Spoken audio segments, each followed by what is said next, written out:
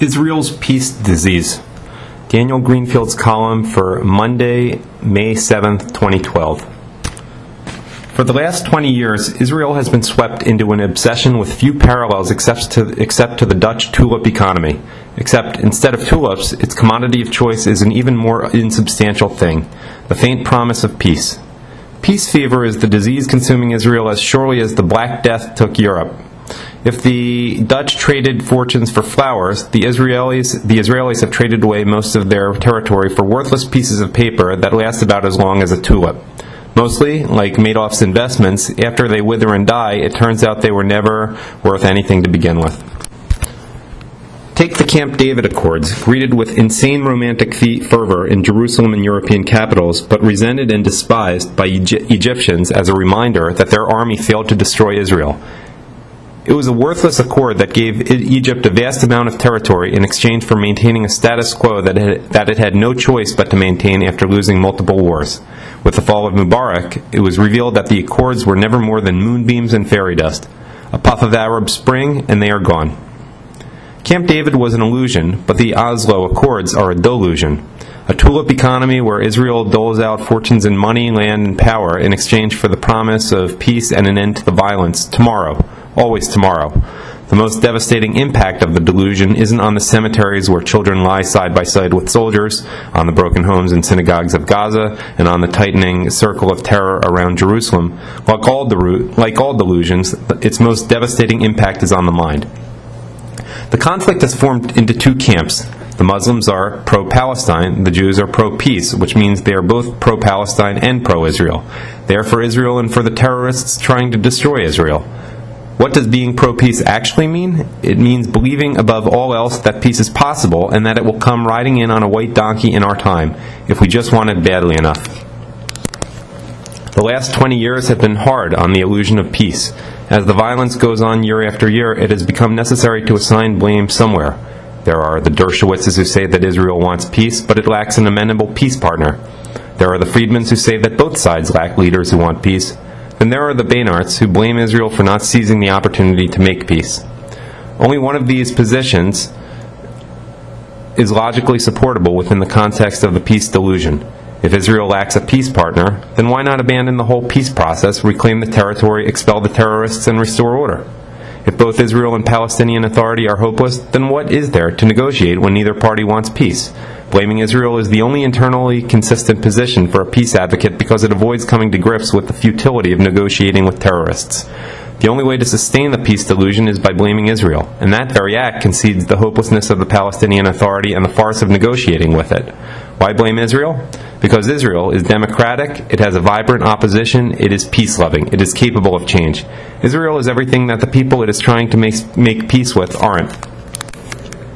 Blaming the terrorists opens up a hopeless catalog of violence, corruption, incitement, and madness.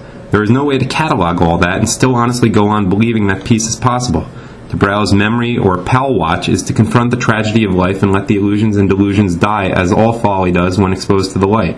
The only way to keep the lie of peace alive is by blaming Israel. The peace disease infects its victims with self-hatred as the only way to keep the pathogen alive, and the disease has no end. There was a time when Arafat was the guest of honor among peaceniks, now it's Hamas. Peter Baynart is busy explaining that Hamas really isn't that bad once you get to know them.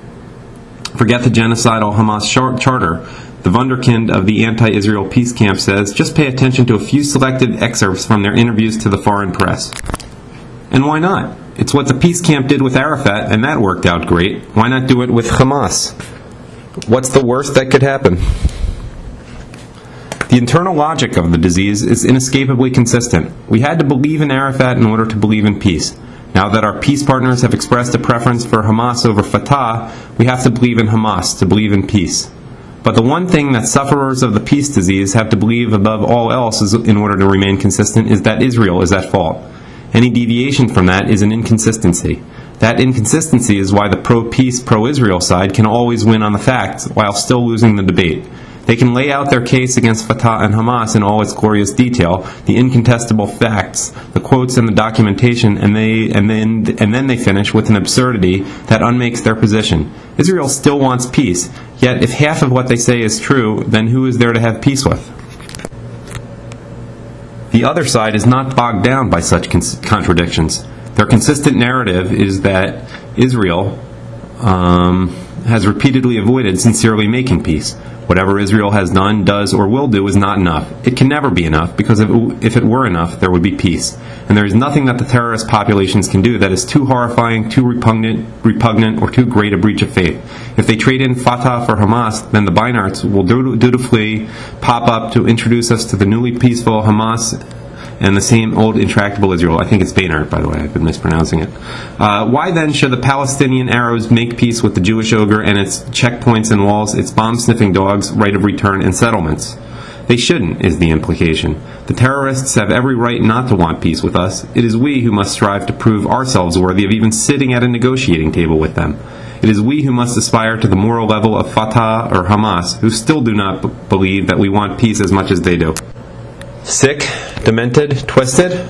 All of the above, but also completely logical. If you are going to be delusional, then it is best to be consistently delusional. Why be neurotic when you can be flat out insane?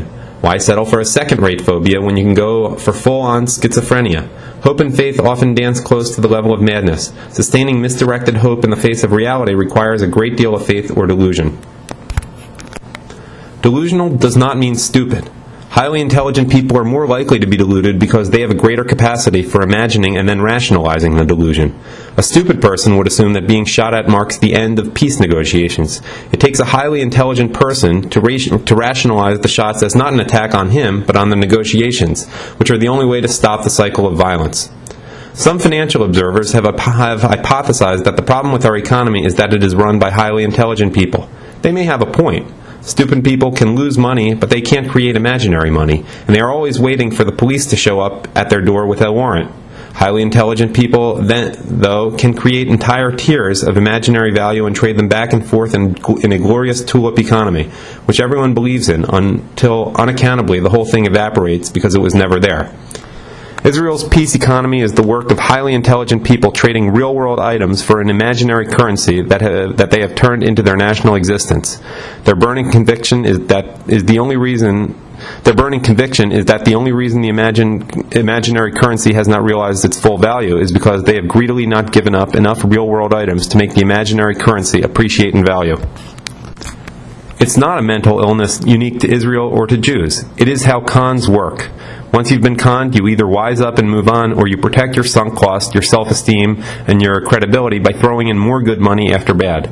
The only way to keep justifying this destructive behavior is by believing that the con artists are legitimate, that there is a system, and that you just need to put in more money to get back 10 times what you put in.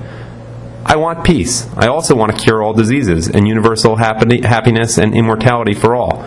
The difference between me and virtually every Jewish communal leader is that I know that I can't have those things because they don't exist. And if they did, I couldn't get them by giving money and land to a bunch of grubby socialist and Islamist militias. Modern people base their goodness on wanting peace in a time of war because it allows them to believe that they are good people, not bloodthirsty monsters cavorting on a throne of skulls. And to go on believing that, they cannot refuse any offer of peace, otherwise they would be choosing war over peace. Then they would be bloodthirsty monsters resting their feet on a giant pile of corpses. Instead, they show themselves to be idiots with no sales resistance and no common sense. If a war is worth fighting, then it is worth fighting until the conditions that make that war necessary no longer exist. The minimal condition of any war is the willingness of the other side to stop fighting. If this condition is not met, then nothing else matters. Not peace doves or postmodern neurosis. It is not a matter of opinion at that stage, but a matter of fact, that the war will go on. It will go on regardless of what you do because you are not in control of the conflict. To believe that you will have something because it is an absolute God and that to strive for it is so moral that the failure to do so is immoral regardless of its feasibility is magical thinking. It is every bit as delusional as waiting for a magic fish to swim up and grant you 3 wishes. And once you base your identity on a commitment to an absolute good that cannot be achieved except through your own destruction, then you have committed suicide.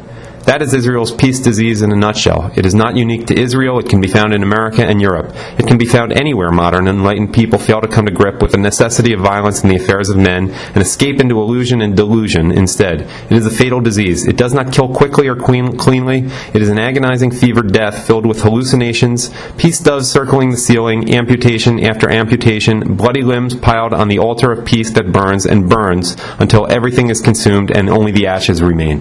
The end.